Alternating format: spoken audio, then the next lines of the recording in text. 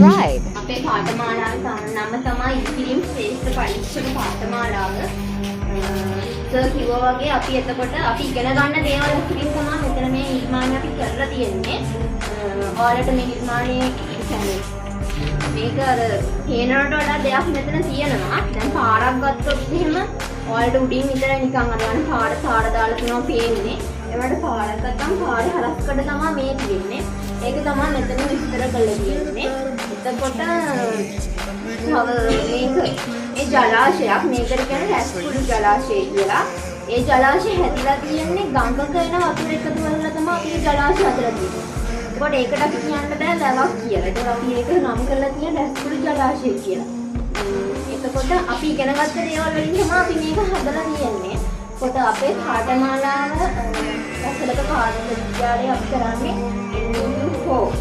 එතකොට ඒකේ තියෙන විෂයන් 11ක් අපිට ඉගෙන ගන්න. කොට ඒ විෂයන් 11ම මම ප්‍රදර්ශනය කළා වලට බලන්න පුළුවන් යන්නේ ගම. ඒකේ තියෙන construction technology, building service, engineering drawing, construction management ඒ වගේ විෂයන් 11ක් තියෙනවා. මේකෙදී ඔයාලට කැමති නම් NU4 කරලා මාස 6ක ට්‍රේනින් එකකට යන්න ඕනේ අපි. ඒ ට්‍රේනින් එක ඉවර වෙලා ඔයාලා කැමති නම් ඉස්සරහට තව ඉගෙන ගන්න පුළුවන් මේකෙම. NEQ 5 6 අපිට කරන්න පුළුවන්. NEQ 5 6 ඉවර වෙලා ඔයාලා කැමති නම් ජොබ් එකක් කරන ගමන් ඔයාලා ඩිග්‍රී එකක් කරන්න පුළුවන් මේකෙම. එතකොට මේ කෝස් එක කරන්න O-level පාස් වෙලා තියෙන්න ඕනේ ඇත්තටම.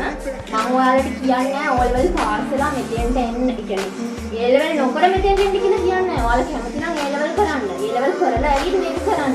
අපි අපේ කෝස් එකේ හැමෝම A-level කරලා තමයි මෙතෙන්ට ඇවිත් මේ කෝස් එක කරන්නේ.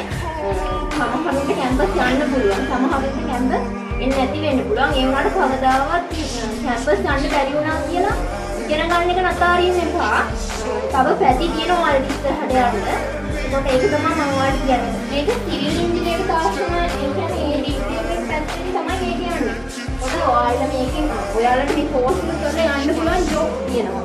මට ඒක කියන්න බැරි වුණා මේ ජොබ් තියෙනවා. පෞද්ගලික සංස්ථාවල ජොබ් වලට යන්න පුළුවන්. කන්ස්ට්‍රක්ෂන් ආයතනවල මාග ආයතනය, ICC ආයතනය ඒ වගේ ඕන තරම් කන්ස්ට්‍රක්ෂන් ආයතන වලට ඔයාලට යන්න පුළුවන්. ඒ වගේම තමයි රාජ්‍ය අංශයකටත් ඔයාලට යන්න පුළුවන්.